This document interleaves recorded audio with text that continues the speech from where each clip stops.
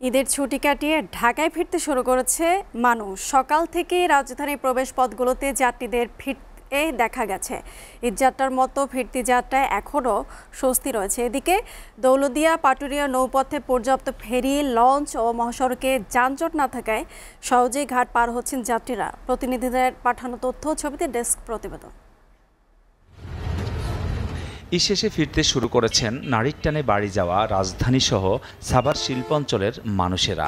সকাল থেকে আশুলিয়ার নবীনগর, চন্দ্রা ও সাভারের ঢাকা আরিচা মহাসড়ক দিয়ে স্বাভাবিকভাবে ঢাকায় সীমিত সংখ্যক যানবাহন প্রবেশ করছে। পরিবহন শ্রমিকরা জানান, এখনও পোশাক কারখানায় ঈদের ছুটি শেষ না হওয়ার কারণে পুরোদমে ফিরতি যাত্রা শুরু হয়নি। তবে যারা ভিড় এড়াতে চান সেসব যাত্রীরাই এখন ফিরছে, যার কারণে মহাসড়কে যানবাহন ও যাত্রীর চাপ নেই। এদিকে উত্তরবঙ্গ থেকে সন্ধ্যা ও রাতে ছেড়ে আসা অধিকাংশ যাত্রীবাহী বাসই ভোররাতের মধ্যে রাজধানীতে পৌঁছে গেছে, যার কারণে সকাল থেকে সাভারের মহাসড়কগুলো অনেকটাই যানবাহন শূন্য।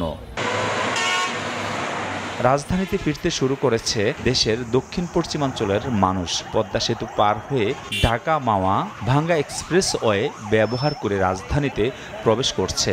সকাল থেকেই মহাসড়কে যাত্রীবাহী বাস, প্রাইভেট কার, মাইক্রোবাস ও মোটরসাইকেলের চাপ বৃদ্ধি পেয়েছে। তবে নেই যাত্রীদের ভোগান্তি। এদিকে পরিবারের সঙ্গে ঈদ উদযাপন শেষে রাজধানীর দৌলতদিয়া ফেরিঘাট হয়ে কর্মস্থলে ফিরছে দেশের দক্ষিণ পশ্চিমাঞ্চলের মানুষ। দৌলতদিয়া পাটুরিয়া নৌপথে পর্যাপ্ত ফেরি, লঞ্চ ও মহাসড়কে যানজট না থাকায় সহজেই ঘাট পার হচ্ছেন যাত্রীরা।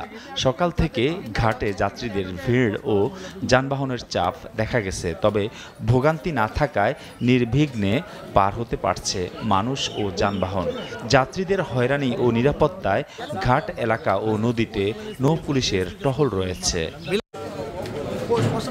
এসিটিভি নিউজ ডেস্ক।